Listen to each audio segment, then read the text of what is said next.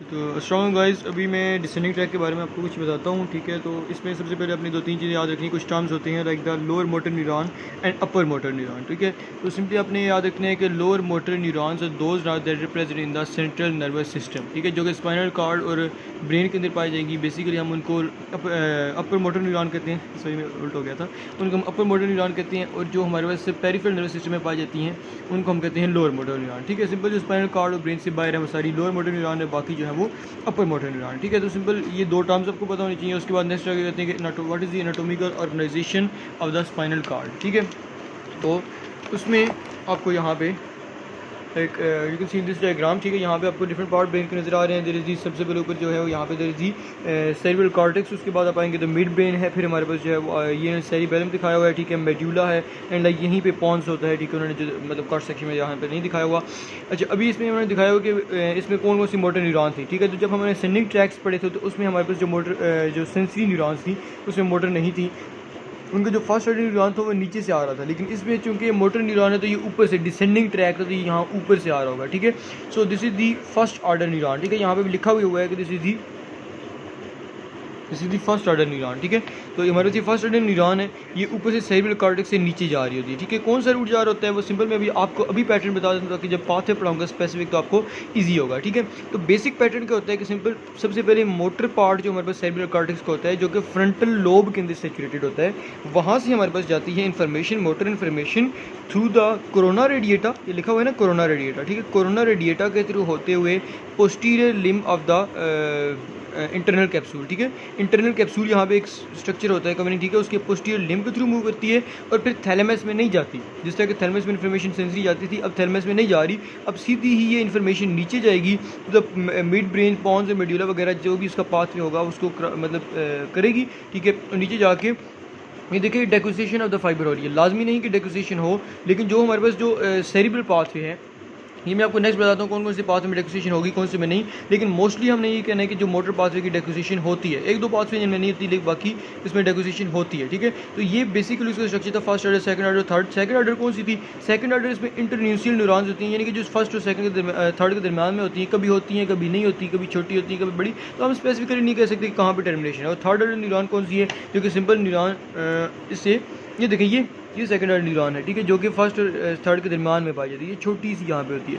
उसके बाद third order neuron ये आगे जो कि हमारे मसल तक इनर्वेशन लेके जाती है, अल्फा न्यूरॉन, गामा न्यूरॉन है, whatever the name we can give to it. ठीक है, तो ये हमारे पास न्यूरॉन आ जाती है। ये हमारे पास बेसिक स्ट्रक्चर था उसका। उसके बाद आपको ना इसके मैं कुछ पाथवेज के बारे में बताता हूँ कि इसके अंदर कौन कौन से ट्रैक्स या फिर पाथवेज होते हैं।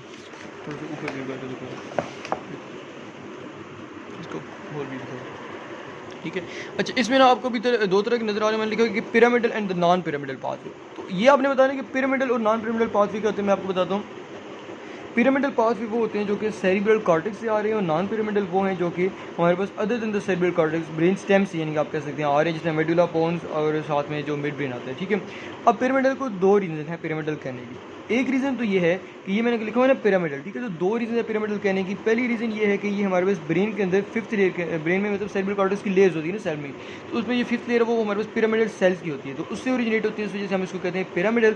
एंड द सेकंड रीज़न जो हमारे पास आती है कि इसको हम पिरामिडल क्यों कहते हैं, क्योंकि जब ये आती है मतलब ऊपर से यहाँ से देखें, ये मतलब सेरिब्रल कॉर्टेक्स है फॉर एग्जांपल दो साइड पे। ठीक है, यहाँ से नीचे आ रही हैं न्यूरॉन्स। ठीक है, तो और ये सी लेटर साइड पे आ रही हैं, लेकिन जब मेडुला ऑब्लंगेटा के अंदर आएंगी तो यहाँ पे एक दूसरे को उन्होंने डेकोसेट करना है, और जिस पॉइंट पे डेकोसेशन होती है, ठीक है, एट दैट पॉइंट जिस पॉइंट पे डेकोसेशन होती है, ठीक है, उस पॉइंट पे यहाँ पे एक स्ट्रक्चर बनता है, स्वेलिंग बनती है, उसको हम कहते हैं that swelling is known as the pyramid. ठीक है, ये थोड़ा सा मैं आपको फिर भी नेक्स्ट में बता दूंगा कि अगर आपको समझना है तभी है, ये मैं आपको फिर बता दूंगा। सिंपल आपने याद रखने के pyramidal the non pyramidal track, there are the two kind of the tracks. ठीक है, अभी ये पिरामिडल था, इसके अंदर दो तरह के ट्रैक आते हैं, corticospinal and the corticonuclear. Corticonuclear के बारे में मैंने यहाँ पे नहीं लिखा क्योंकि that is not that much important.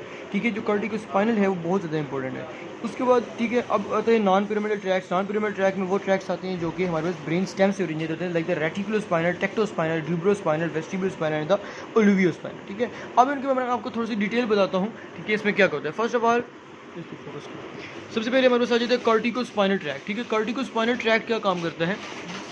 कार्टिको spinal track जो है ये स्किल्ड मूवमेंट से रिलेटेड होते हैं, स्किल्ड मूवमेंट से रिलेटेड होते हैं। उसके अलावा वॉलंटरी मूवमेंट जो होती हैं उससे रिलेटेड होते हैं, ठीक है। आमतौर पर स्पेशली किससे रिलेटेड है, it is related to the distal part of the limbs, ठीक है। Distal part of the limbs की जो मूवमेंट है उससे रिलेटेड होते हैं हमारे पास कार्टिको स्पाइनल ट्रैक्ट, ठीक है। डिस्टल पार्ट से स्किल्ड मूवमेंट, या फिर जो आप कैसे फॉर एग्जाम्पल मैंने ये पेन पकड़ा है, ठीक है, तो अभी देखिए मैं इसको मूव कर रहा हूँ, तो distal part of the limb है और बड़ी स्किल के साथ हम लिखते हैं, ठीक है। हमारे हाथ की जो मूवमेंट होती है बड़ी स्किल से होती है।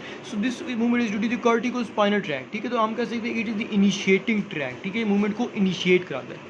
उसके बाद हम कहते हैं बाकी जो ये पिरामिडल ट्रैक था, कार्टिको न्यूक्लियर सिंपल वो होता है जो कि सर्वाइकल पार्ट के साथ, मतलब यहाँ पे तो अभी हाथ की मूवमेंट है ना, उसमें जो सर्वाइकल रीजन की मूवमेंट आती है वो होती है, ठीक है, जो मतलब हम कह सकते हैं जो ब्रेन से डायरेक्टली नाम निकल उनको कंट्रोल कर रही होती है, ठीक है।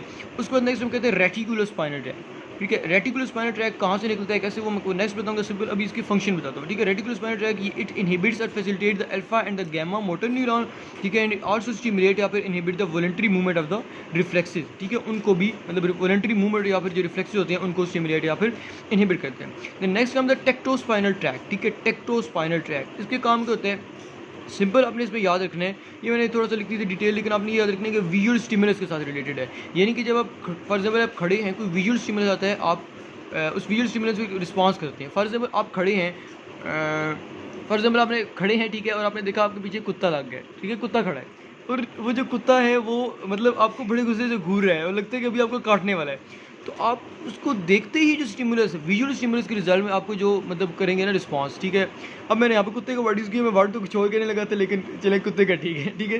तो आपने मतलब वहाँ पे ना ये देखने कि विजुअल स्टिमुलस के रिजल्ट में आपका जो बॉडी पोस्चर चेंज होगा, ठीक है, आप वहीं पे फ़ौरन डर के एक जगह पर खड़े हो जाते हैं या भाग जाते हैं, तो जो आपकी बॉडी का पोस्चर चेंज होना है ना, वो हमारे पास इसके अंदर आ जाता है, ठीक है, टेक्टोस्पाइनल के अंदर, ठीक है। उसके अलावा प्यूपिलर डायलेशन रिफ्लेक्सेस, वही बात है कि सिंपैथेटिक, आपने दूर से कुछ किसी चीज़ को आते हुए देखा, ठीक है, आपने दूर से किसी चीज़ को आते हुए देखा जो कि मतलब आप देख रहे हो कि अभी आपको इससे डर लगता है, जो भी चीज़ जिससे भी आप डरते हो, ठीक है, व्हाट्सएवर, आपने उसको देखा, वो दूर से आ रही है और आपकी प्यूपल्स की डायलेशन हो जाती है ड्यू टू सिंपैथेटिक रिफ्लेक्सेस, ठीक है। तो ये प्यूपल डायलेशन भी इसके अंदर आती है। उसके बाद नेक्स्ट आ जाता है, ठीक है, यानी कि आई से भी रिलेटेड है।